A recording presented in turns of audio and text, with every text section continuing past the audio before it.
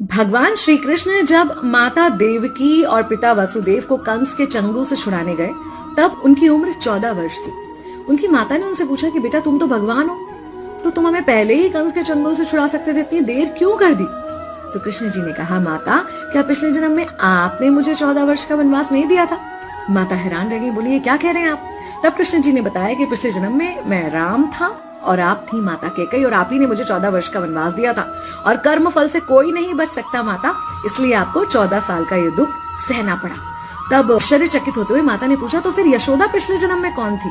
कृष्ण जी ने बताया, वो थी माता कौशल्या, जो 14 साल तक अपने पुत्र से अलग रही थी। उन्होंने उस दुख को सहा था, इसलिए इस जन्म में 14 साल मैं उनके पास रहा और मेरे साथ रहने का माता और पुत्र के प्रेम का सुख उन्हें मिला।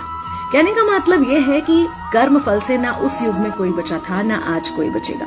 खुद भगवान भी कर्म फल से नहीं बच सकते, इसलिए अपने हर एक कर्म को बहुत सोच समझ कर कीजिए, क्योंकि जिसके भी खिलाफ आप कुछ गलत कर रहे हैं उससे आपकी शत्रुता कुछ समय या शायद एक जन्म की है, लेकिन उसके साथ कुछ गलत करके आप अपने कई जन्म बिगाड़ सकते हैं।